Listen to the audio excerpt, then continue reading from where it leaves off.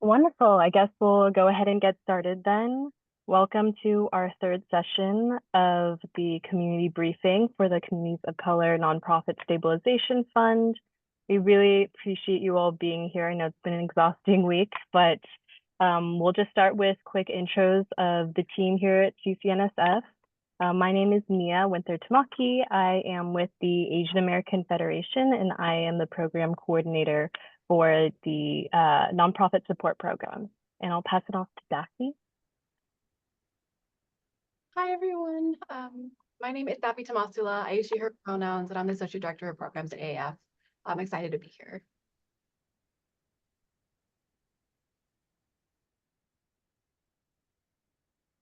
Thank you, Daphne. My name is Francis. I'm with the Coalition for Asian American Children and Families, another partner organization to CCNSF. I serve as the grants coordinator, and I'll pass it off to my colleague, Kit. Hi, everyone. Welcome. Thank you for attending the CCNSF briefing. My name is Kit Lau, pronoun she, her. I am from the Coalition for Asian American Children and Families. I'll pass it to Hispanic Federation. Good morning, everyone. My name is Julissa. I'm from the Hispanic Federation. I hope everyone's taking care. I'm here as the contract manager, and I'll pass it on to my colleague Yvonne. Good morning, everyone. My name is Yvonne Smothers, and I am the program coordinator for the New York Urban League, and I'm the program coordinator for this grant, CCNSF. And I think that's it, and we can get started. Wonderful. So just before we get started, we want a little bit of background context, and we're interested in knowing who's in the room with us and why you're interested in this program. So I'm going to launch a quick little poll where we ask you what borough your organization is located in.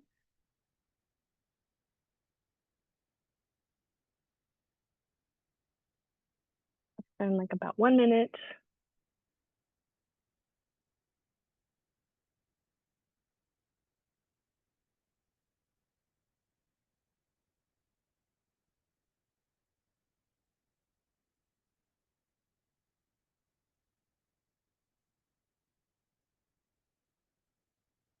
Okay, great. And our results look like we have a majority Manhattan and Brooklyn folks, some Bronx and Queens. Okay, great. And now I'm going to ask one other question. Are you a first-time applicant, yes or no?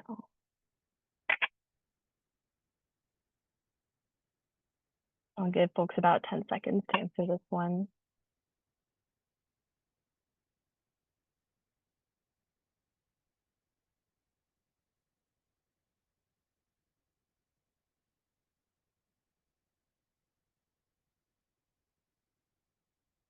Okay, great. And it looks like we have a good mix here. You know, whichever, if this is your first time or not, and whichever borough you're from, we're really excited to have you here and excited to share all this information. So I guess we can get started with the first slide.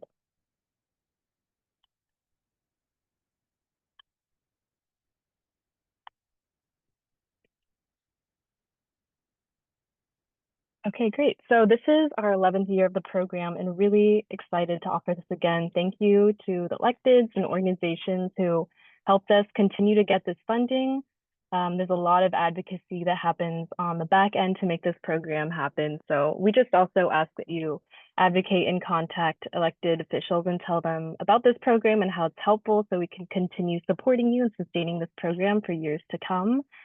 The Communities of Color Nonprofit Stabilization Fund was established in 2014 to provide capacity building grants and build up organizational infrastructure, which we know is necessary for any nonprofit, but this type of work is often not funded. So this year, the City Council has allocated $3.7 million to this fund.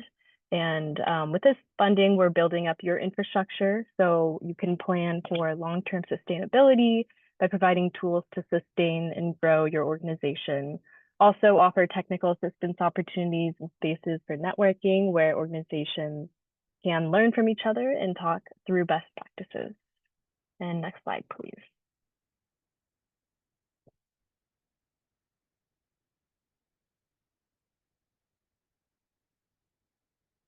Great. So first, we're going to go over eligible nonprofits and review eligibility. So the first thing is make sure you're registered with the city.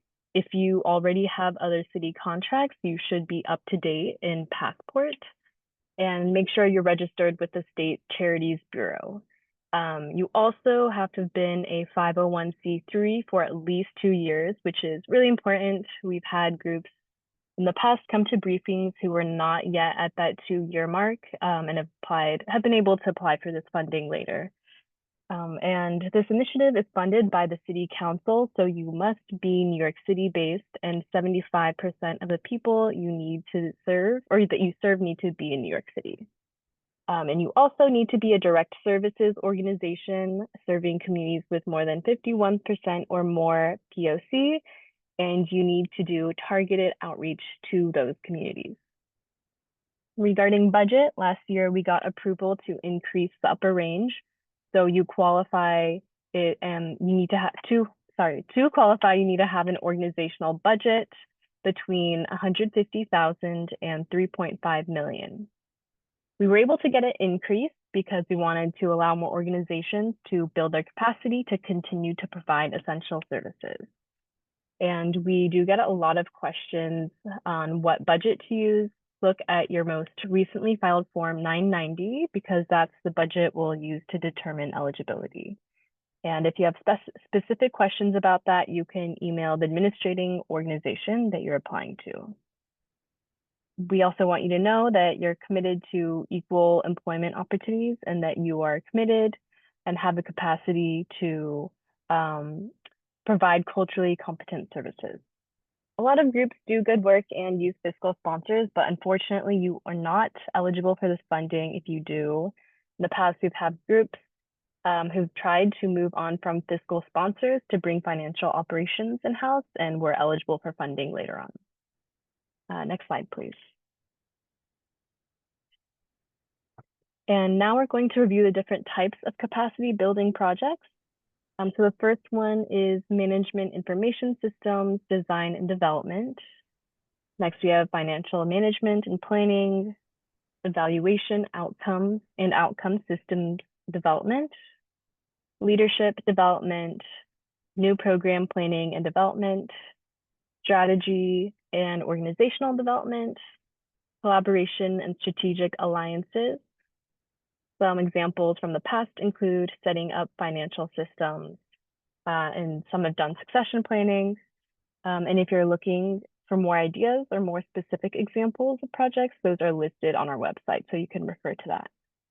We also want to emphasize that this funding opportunity is for capacity building projects, not for program implementation. If you've applied in the past, you cannot apply for the same project that you applied for in any other year. Your organization can request up to $35,000 if your organizational budget is between $150,000 and $500,000. And you can also request up to $45,000 if your organizational budget is between $500,001 to $3.5 million. And also just want to remind everyone that if you have questions, please drop them in the chat and we'll make note of them and try to answer them later on during our Q&A session. Next slide, please. Thank you so much, Mia, and I apologize for being off camera. My internet's a little bit wonky, but all applications have moved online. They're posted on our website under the Apply button on our homepage, and then from there, you apply to the partner based on the largest percentage of community members you serve. So if you're serving the Asian American and Pacific Islander community, you apply under CACF. If you're serving the Hispanic community, you apply under Hispanic Federation. And if you're serving the Black community, you would apply under the New York Urban League. It is very important to note that you can only submit one application for this cycle. Submitting multiple applications will disqualify the organization for the cycle. Next slide, please. City Council vetting process. In order to be eligible for this grant, you have to have the following to be to par. Lexis, these are the processes that are being used to judge your eligibility. Lexis Comprehensive Business Report Search, related entities, principals, tax warrants, liens, workers' compensations, violation, and addresses. So make sure that you do a background search on your own organization, because we've come across organizations that have had tax warrants and liens and they had no knowledge of it. So make sure your organization is up to par. They use Lexis News Article Search to search for negative news. IRS database search, tax exempt status if necessary. New York State Department of State Corporations database, incorporation status. The New York State Tax Warrant Notice database. The New York City Department of Buildings for location and occupancy status. The New York City Department of Health and Mental Hygiene. That's if you have group child care services, daycare center inspections, to make sure everything is up to par, because they check all of this. Review of use of funds is to ensure that monies are not used in any prohibited manner. We've had some kind of iffy things go on with the grant. So just know that if you do these things, it will catch up with you and you will be brought to trial and they will deal with you, because I've had an organization in that. Conflict of interest form, charities exemption if applicable, and authorization review forms. These are the things that City Council checks for. Next slide, please. Thank you, Yvonne. City Mhm. Council will do a deep dive vetting on your consultants. And this deep dive vetting is to check if there's any red flags or negative news surrounding your organization. Here is a list of sites and sources that will be looked into. The first one is Lexis Comprehensive Business Report, and also the Lexis News Article Search, as well as the registration with State Attorney General's office. And City Council will also be looking at Google and social media and taking a close look at your conflict of interest forms as well. I'll pass it to Julissa. Thank you so much, Kit. So let's talk about budgets. Budgets are essentially a roadmap for your spending. When completing the application, it is required for you to include a budget within your proposal. With that being said, when applying, think of some factors that could affect your decision when requesting an award amount. So what are your goals and objectives? What are deliverables that you will be providing within the time frame of this project? There are 4 budget categories that you'll be allocating expenses to. This includes salary and wages, fringe benefits, consultants, and OTPS. For salary, it is capped at 30% of your project award amount. This amount is allocated to staff members who are either delivering training, assistance, and professional development to other staff members, or for existing staff members who are participating in a training or professional development. Fringe benefits, such as health insurance, is capped 15% of that salary line. Consultants are capped at 60% of the budget. We believe that consultants are a great asset when building up in the development of your project goals, just a gentle reminder that we only allow a max of 3 consultants for the project. Computer and hardware are capped at 30%. Just a gentle reminder, no capital or admin overhead expenses are allowed. And also to clarify, when I say capped, it does not mean it's mandatory to spend the capped amount. The caps are mostly used as guidelines for you to arrange your budget and your project's needs. Everyone's budget is going to be different. So next slide, please. Thank you. This is a sample budget utilizing a 35K award amount. You could see how fringe is 15% of 10,000 of that 10,500. Consultants are maxed out at 21,000, and the remainder of the funds are used for OTPS. In this example, they're utilizing budget caps, but again, everyone's budget's different. Next slide, please. Thank you. Here is a more detailed description of our sample budget, which is also included in our website. I do, however, want to go into more detail about what about the budget could be applied for, specifically for consultants in OTPS.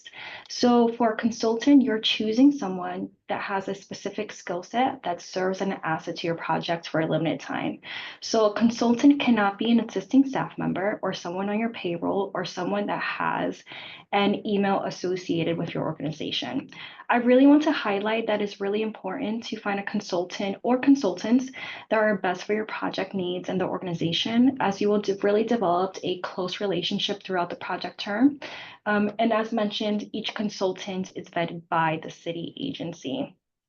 For OTPS, these are more for expenses that salary and fringe cannot cover, such as fee covered to a workshop for a staff member that wants to attend, or supplies are utilized for a staff leading a workshop. Any hardware, such as computers, any type of software like Salesforce, monitors, keyboards, again, it is capped at 30%. Next slide, please. So here again, using that sample budget, this is a template that's provided in our website and what you would be using to submit your budget along with your application. This template is an itemized breakdown of expenses. It is really important to be descriptive in each line item to make sure what you're allocating falls within the realms that could be approved. Next slide, please. Take note, consultants. A consultant is chosen with the following considerations. Consultants cannot be existing staff or a current, former, intern, or family, relatives of staff or board members. That means that your consultants cannot be on your payroll. They cannot have an email connected to your organization. Consultants cannot have, consultants cannot have an email address issued by the organization, as I stated. Consultant has been properly interviewed and references checked. And even though you're a consultant, if you've used them in the past or they have a relationship with your organization, they still must be vetted in this day and time. Every year, the consultant has to be vetted. Budget allocation for a for-profit or not-for-profit consultant is capped at 60% of the total award, meaning if your budget says you're awarded $35,000, your consultant line is capped at $21,000. If you're awarded $45,000, your consultant line is capped at $27,000. It doesn't mean you have to use the total amount, but that's the cap. All proposed consultants must have current documentation and will be vetted in the current year, as I stated. Next slide.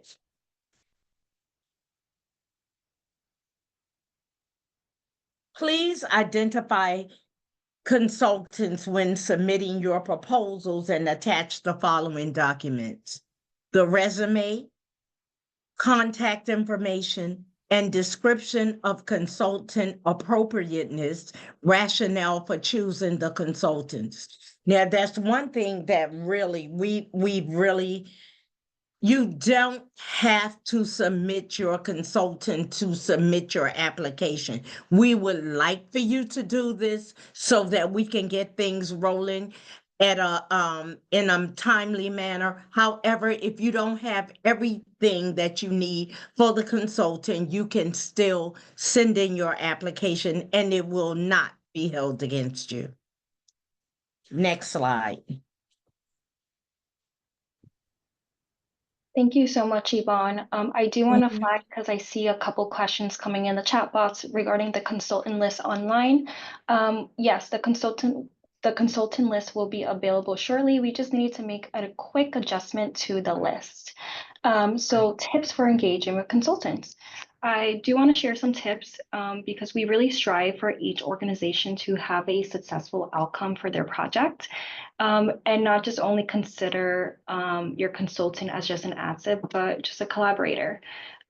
So here are just some tips. Have clear expectations of all project requirements, their roles and deliverables. So when interviewing candidates for the role, make sure their previous and relevant expertise is aligned for what you're seeking and defining the organization's project goals.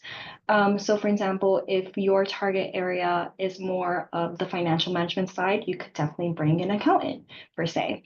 Another tip is just ensure all documents are ready for submission. The city council vetting process could take some time, so we just want to make sure that there's no initial bumps. Like Iman stated, at the time of the application deadline, you do not need your consultants. However, it is encouraged just to have that as early as possible. I think also a good rule of thumb is to have a consultant in mind, just for backup, just in case your initial consultant does not pass the city vetting process by city council. And then lastly, just maintain a line of communication between you and your consultant. You could do this by scheduling check-ins. I encourage, again, for you to get to know your consultant, see them as a collaborator, because it is assumed that they are bringing in this expertise knowledge that is really critical and helpful for your project goals.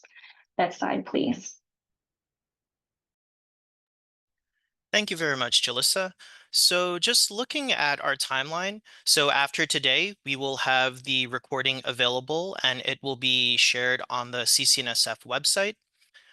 And just thinking about this timeline and just we're only a few days away until the application deadline. Definitely we want to reiterate and remind folks that the application deadline is this upcoming Tuesday, November 12th at 5 p.m. We acknowledge and understand that you have a lot on your plates, and also acknowledging and understanding that this is a timely process. This is a time-consuming process. So we definitely want folks to continue to proactively continue reaching out to us with questions, concerns, anything that we can be able to help troubleshoot the matter. We definitely want folks to submit their applications in time. If the application is received after the deadline, it will not be accepted. So what happens from there is there's an allocation panel, which are volunteers who have backgrounds in either nonprofit or philanthropy. They will be the ones reviewing the applications and evaluating them. And then from there will be a one-day convening where the allocation panelists come together to decide who to award and also who to consider as alternates. And then from there, we will send decision status updates with folks. So what happens from there, and depending who the awardees, who we'll be working with, from there, it's just basically a lot of logistics and coordination with our awardees, a lot of agreements and documents to be signed, to be vetted, orientations, check-ins, etc.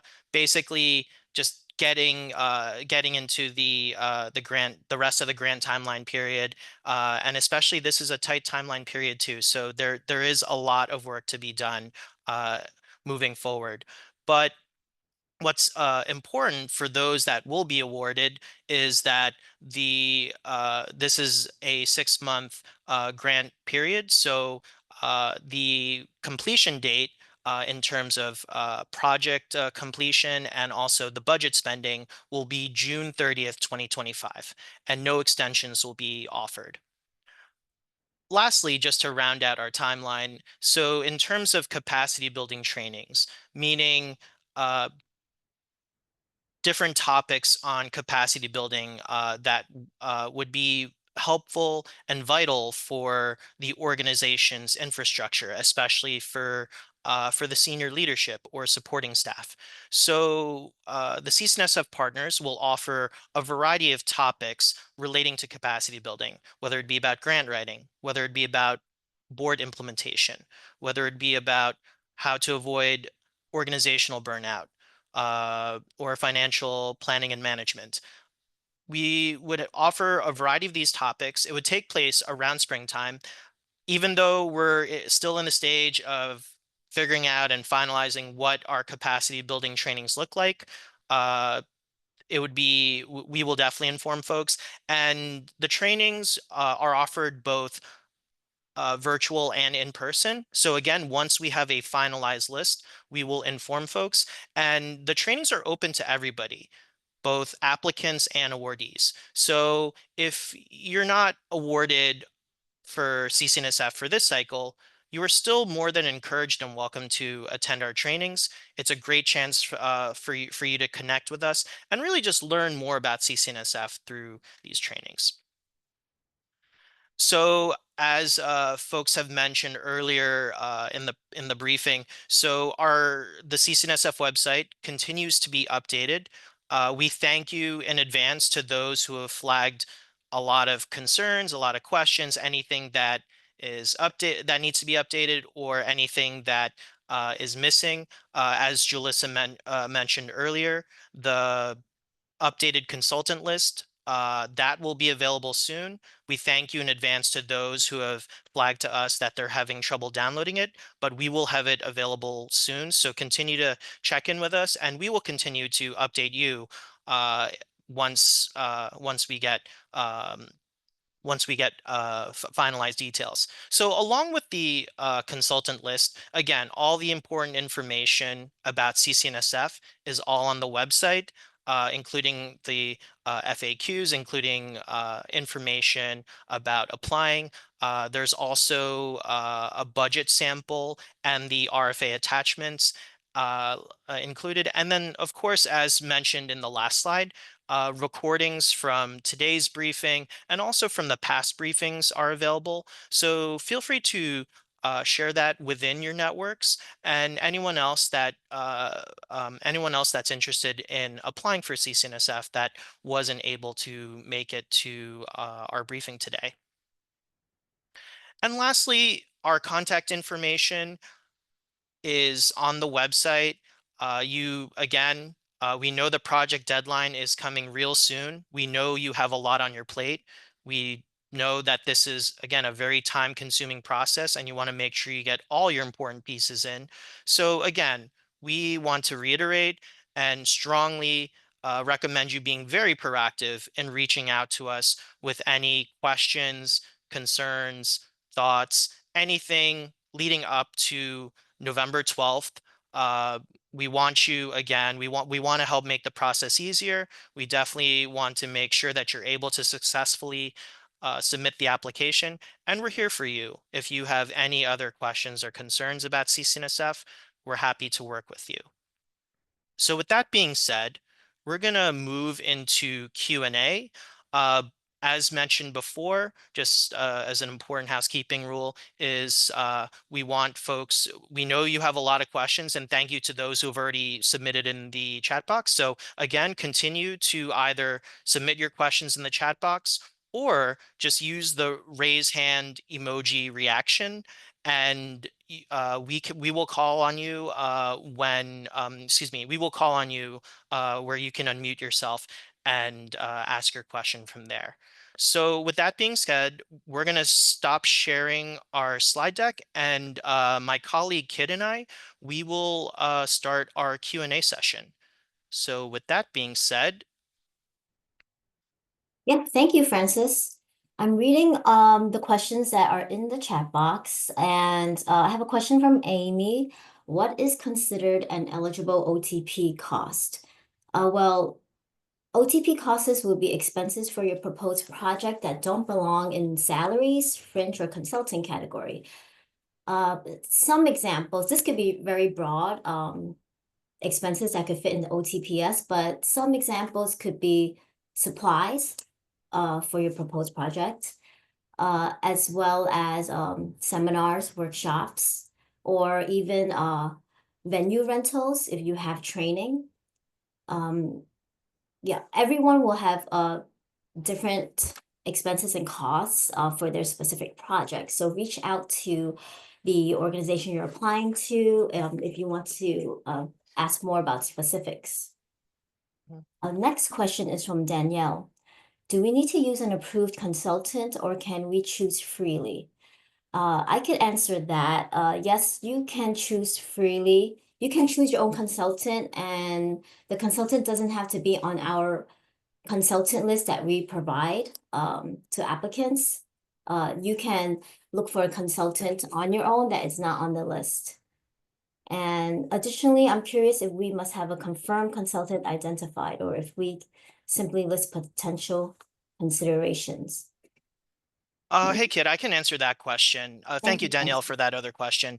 So, excuse me, for the sake of the application, you can list whether it doesn't have to be a finalized consultant. It could be a backup consultant. It could be just someone you have in mind. What matters is that once you've submitted your application and once it's being reviewed, if you are awarded, chances are folks may keep that same consultant on board or they may change their mind. And that's where we're going to start asking you to provide details about the consultant you want to bring on officially, which will incur the vetting process from there. But for the sake of the application, just list down potential consultants and that should be okay. Again, it doesn't have to be finalized by this application, but at least just if there's someone you want to list just for the sake of your application and the relevancy to your proposed project, that's perfectly fine. So I think Bridget has questions about the Excel spreadsheet. Does that Excel worksheet need to be uploaded? And if so, where would it be uploaded in the application? Another question is, are there any limitations other than the 30% limit around what staff members can do under this grant? So, Kid, I think this might be for you. Sure, I'll answer the second question first. The staff members that you will have for if you're putting the expenses under salaries, those staff members should be on your payroll of your organization, whether it's full-time or part-time, and they must be supporting your proposed project in your CCNSF. The limitations, I think you would need to reach out to us individually if you do have some limitations or concerns about the staff members you want to add on under salaries. And regarding your Excel worksheet for the budget, in the application, it does have questions about your budget and the caps, but I don't believe there is an Excel worksheet to upload for your project budget. Am I right, Francis? Actually, I think it's provided, well, for CACF, and also we want to open this up to our partners if they want to chime in as well. But for CACF, I know we provide a project budget template that folks use to upload.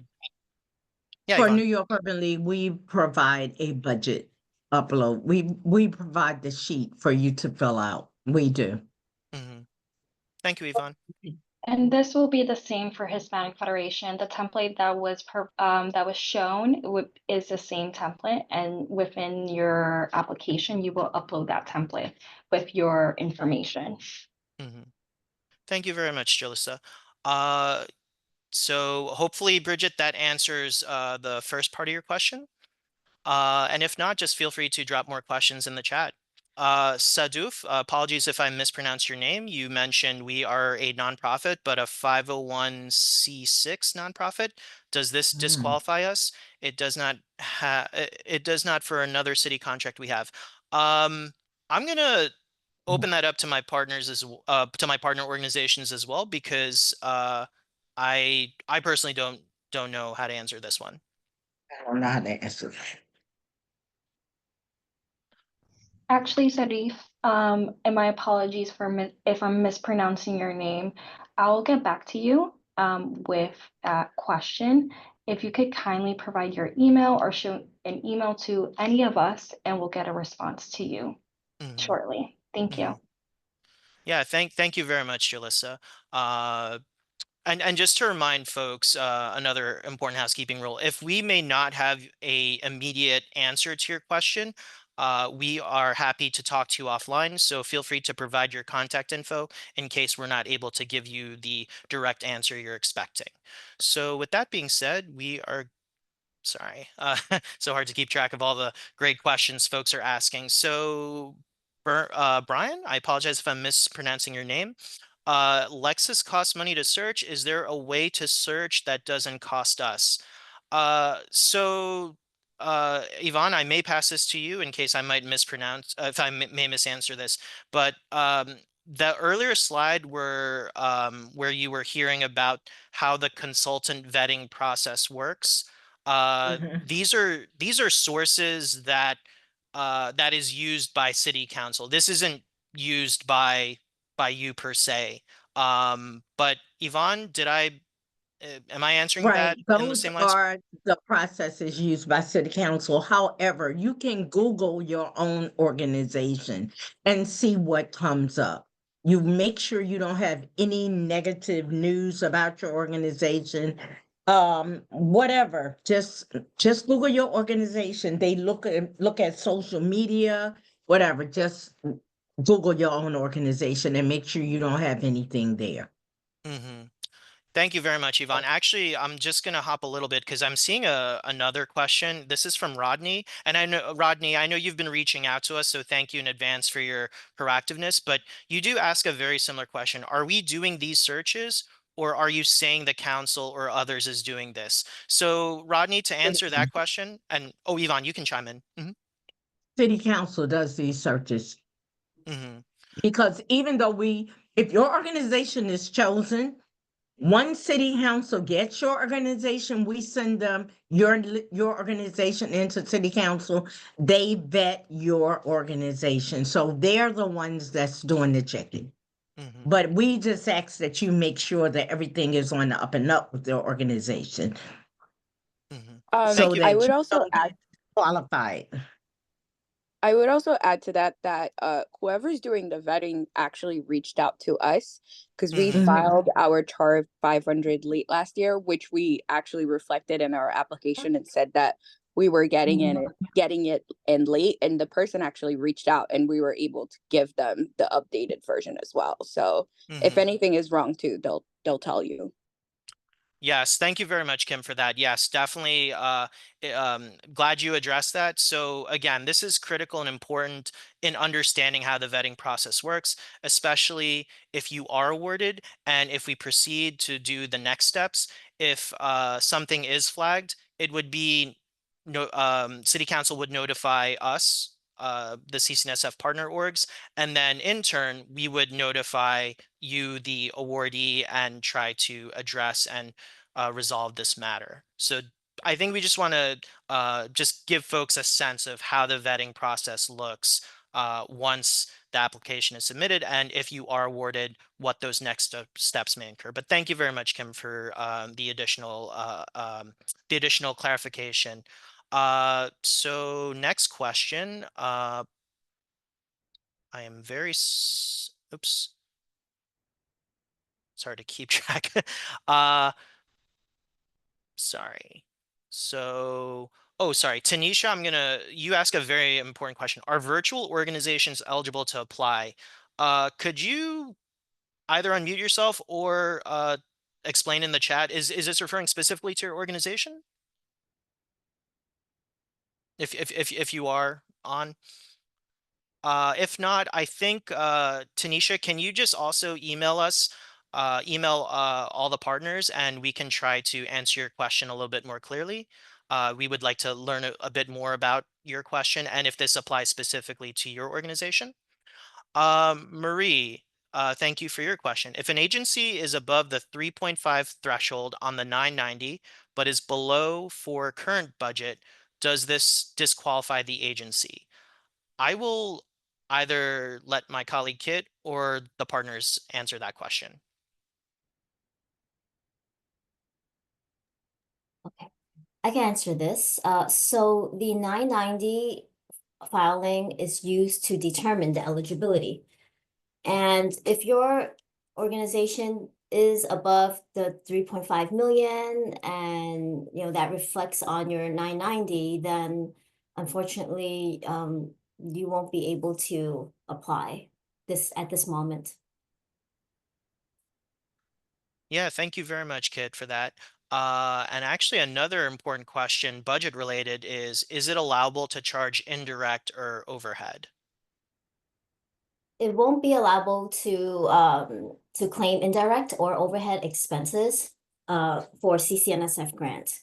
So this means also no administrative fees are not allowed. Utilities are not allowed, as well as office rent will not be allowed. Hmm. Yeah, thank you for that, Kit. And Amira, we see your question about the 990. You filed the 990 postcard this year because income without in kind was lower. Do we qualify? Uh, are you talking about in terms of the budget cap threshold? If you want to either unmute yourself or uh, Yes. explain more in the chat. I'm sorry. Yeah, sorry. So yeah, the 990 postcard, because our income was lower than the 50K this year. But with in kind, it goes up to the 150. But I Mhm. wonder if we can still do it with the in kind, because if they're looking at just the 990 postcard, then we don't qualify if that's all they're looking at. But if they're looking at this year, like what our budget is for this fiscal year coming, or fiscal year 2025, then it would, including the in kind. Mhm. Yeah, thank you for that clarification. I'm gonna either pass it to my colleague Kit or let the other partners open up on this. We would be looking at your 990 and not the current In or kind. coming organizational budget for your fiscal year 25. If anyone else wants to chime in.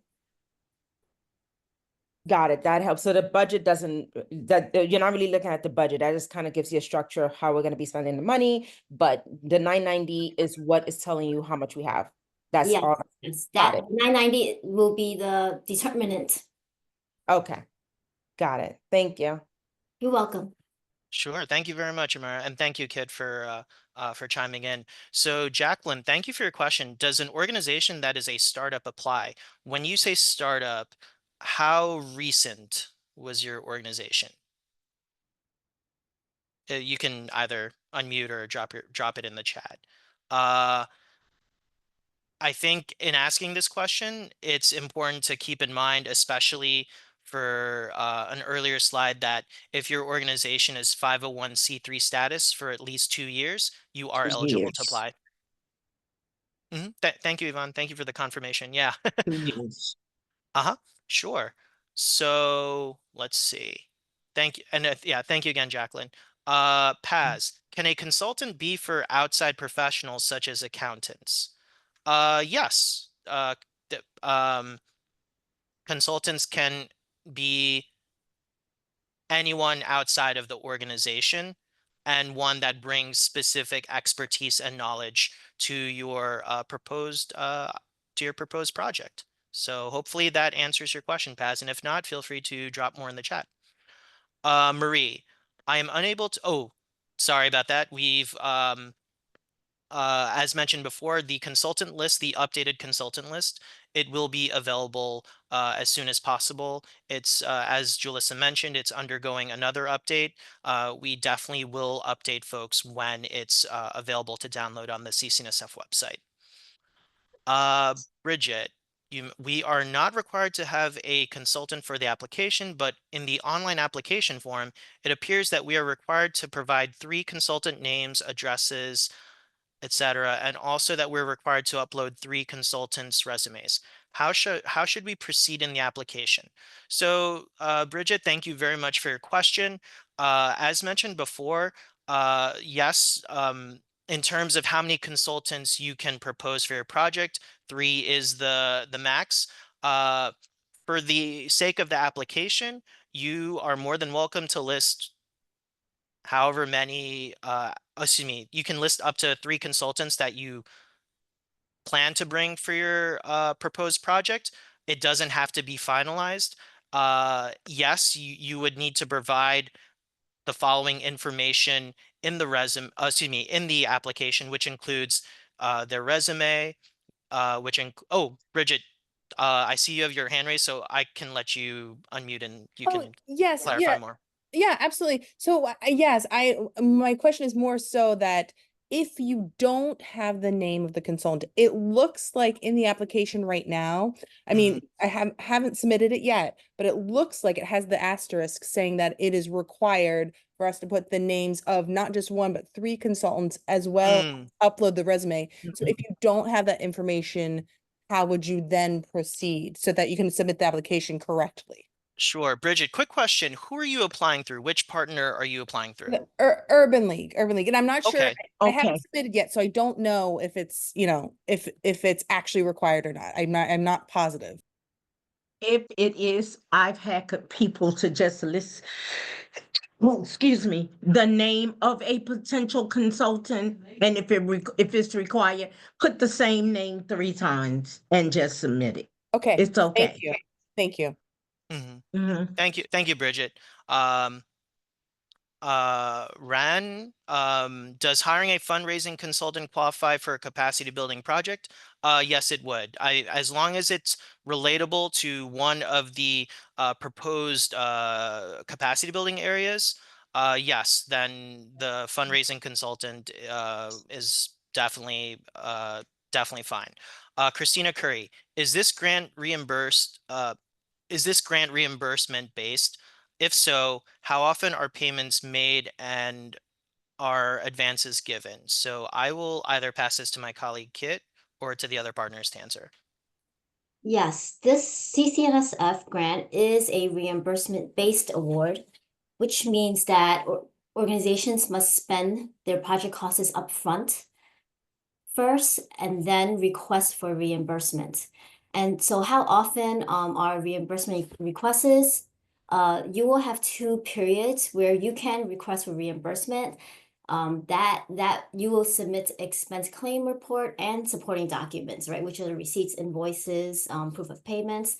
And those 2 reporting periods will take place in April and July. As for advances, advances are given remitted to awardees 1 time, and that's usually in the beginning of the cycle. That is after your consultants are cleared, your organization is cleared, you have signed the subcontract agreement, and so on. So I hope that answers your question.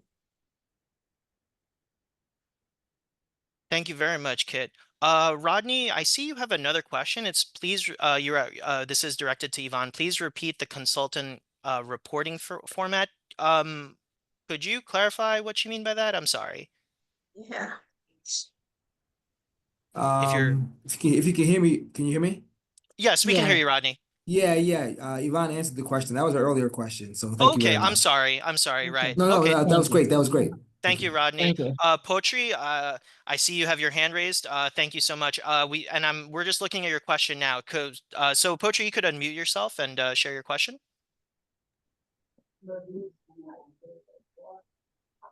Hello, good morning. Assalamualaikum, everyone. Thank you for doing this to us right now. It's very helpful with all these technical assistance. I would like to, I'd like to know how much is the part of the Department of Labor in here, because in other grants they required us SUI when we're paying for consultants. Mhm. And then I wrote a letter, and then I went to Department of Labor website, and I wrote them a letter. The letter came back as, you go and look at the consultant um, uh, chapter or article of the Department of Labor. But this agency asked us for SUI. Poetry, I'm so sorry. I know there's background noise on your end. So if it's okay, I know Kid and I we know you and we work with you closely. Can you email us offline Okay. just so that Thank we you can so much. we can try to answer your question a bit more deeper? Yes. Sure. Okay, I just want to acknowledge the folks. We have about 7-8 minutes left, so we're going to try to get through all your questions as possible. Sage, you asked, what are the documents needed for city council vetting? Now, is this specifically relating to consultants?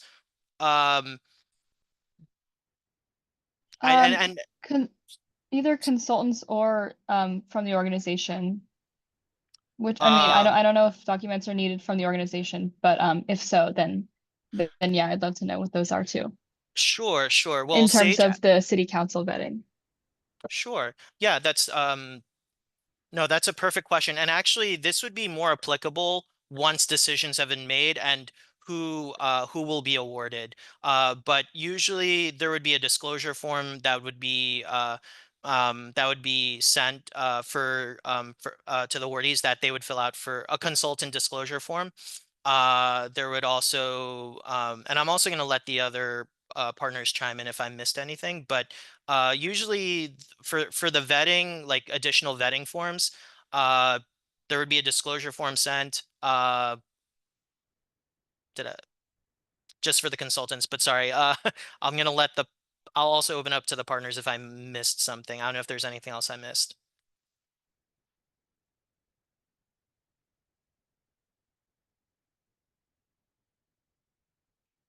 If actually, if possible, Sage, can you reach out to us offline after? And we can Yeah, I try to will. answer your question a little bit deeper. So sorry. I know Okay, I thank see you. a couple hands raised. Sure. So we're gonna do a little bit of sprinting through through the rest of these questions and do our very best. So please bear with us. Judith, you sent us a question. Can you submit an application if the budget is under 150K? Judith, who are you applying with? Which partner are you applying with? I'm sorry. And if so, can you also communicate with us offline where we can try to assist you a bit more? Paz, you asked a question. Can we apply even if we might be receiving funds from city council initiatives? Yes, that is not a problem. Again, depending which partner you're applying through, please reach out to us offline. We are happy to answer your question a bit more if you need further explanation. Ran, does the consultant have to be based in New York City? Yes, but also at the same time, they can be based outside of New York City. But please keep in mind, given the very tight timeline of this project and the grant overall, it's important that you, as Jalissa mentioned in an earlier slide, continue to have open conversations and be able to coordinate as consistently and effectively as possible. Maggie, if we are applying to one particular council, this case being Hispanic Federation, do 51% of our constituents need to identify as Hispanic or Latin American descent, or is it just 51% of our population being people of color? Jalissa, not to if you're okay, would you be okay answering this question on behalf of Maggie? Yeah, of course. Thank you, Maggie, for your question. The idea is that you'll be applying for the largest community you serve. So if that 51%, we have that threshold specifically for the Latino community. So you'll be applying for the Hispanic Federation. But if it's right below, I encourage you to apply for the Hispanic Federation. If that answers your question. Yeah. Yeah, thank you very much, Jalissa. Let's see. Thank you very much. Appreciate it. Sure. Let's see. I'm just gonna. So K Cherry eligibility. Is the 2023 990 filing that will determine eligibility. Consultants are to be used from the eligibility list shared. So I'm going to answer the question about the consultants, and then I will let my colleague Kit answer your question about the 990, the 2023 990 filing, if that's determining eligibility. So regarding the consultants, it can be from the list. It can also be outside the list. The consultant is really your choice at the end of the day, and who would be an optimal fit for your project.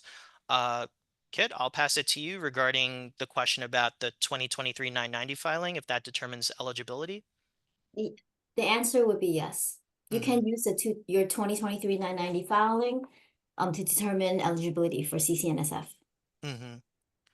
Thank you very much, Kit. And then K-Cherry also asked, funding allocation is money granted at the end of the project period and identified as a reimbursement. K-Cherry, if you're on, I'm not sure if this is a question or statement. Could you either clarify in the chat or use the raise hand emoji if you want to speak up? Or if not, you are more than welcome to reach out to us offline. You already answered the question. The question has already been answered, but I do have one more. The contract that we have with the consultant, do we have to share that with you all? Not necessarily share the contract, just the required information for the consultant. Okay. All right. Thank you. I'll put down my hand. Yeah, no worries, no worries. Thank you, K-Cherry. Heidi, do you have someone to help us with the proposal? So as mentioned throughout the presentation, we're happy to answer any immediate questions folks have as you're working on the application. Please continue to reach out to us. Our contact info is listed on the CCNSF website. Promise, I'm not sure who you're applying with, but the applications should be live. Please reach out to the respective CCNSF partner that you plan to apply through. Paz, can we even apply if we might be receiving funds from city council initiatives? Oh, sorry, that's already been answered. Sorry about that. Marie, the project budget template, it is on the CCNSF website. You can reach out to us and we are happy to email you a copy in case you have trouble downloading. Eric, if our consultant offers training post-project, but it has included in their proposal / budget estimate, do we separate it in our own budgeting for the application? Eric, could you reach out to us offline? We'd be happy to answer that question because that's one that would require a little bit more explanation. Okay, I feel like we're almost there. Samora, thank you for your question. Does meeting spaces for training also include Zoom meetings as part of OTPS cost? Yes, unless my partners want to chime in on that. And Samora, please reach out to us if you need a little more explanation. Rodney, what about letters of support? Should we include them? Rodney, can we talk offline? It sounds like you have a lot of important questions and we still have a bunch of questions to go through, but just, for respective time and the other folks who have been raising their hands, we can talk offline if that's okay. Judith, what is the minimum eligible nonprofit budget amount? Are you talking about org budget? The minimum is 150K in terms of org budget eligibility. But again, we're happy to talk offline if you have more questions. Let's see. Avery and Florence, these are great questions you ask. about, so can I get more specifics about what documentations will potential consultants be expected to provide? And are we able to know the word count on all the narrative questions? Florence and Averi, please reach out to us offline. We can try to answer that question a little bit more. What is the minimum eligible nonprofit budget amount, Heidi? As mentioned earlier, it's 150K. Christina, as mentioned before, our consultant list will be available online. We're making an update now, so thank you for your patience. And let's see, Amy, thank you for thank you for staying patient with us. But yes, feel free to unmute and ask your question. Thank you. I was wondering, we plan to invite members of our community to participate in a focus group for a comms plan that we're developing. Would paying community members an honorarium be considered an eligible OTPS cost?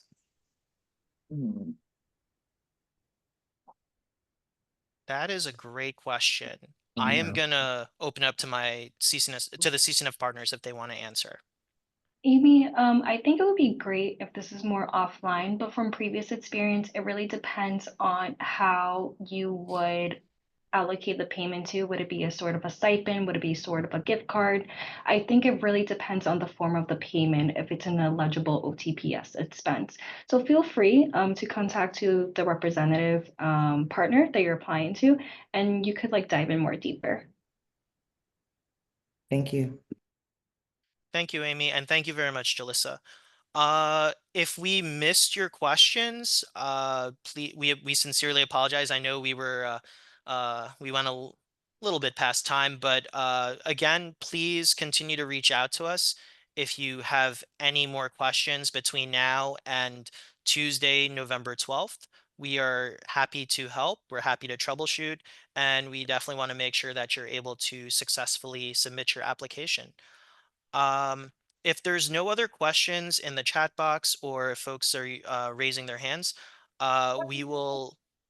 I'm sorry.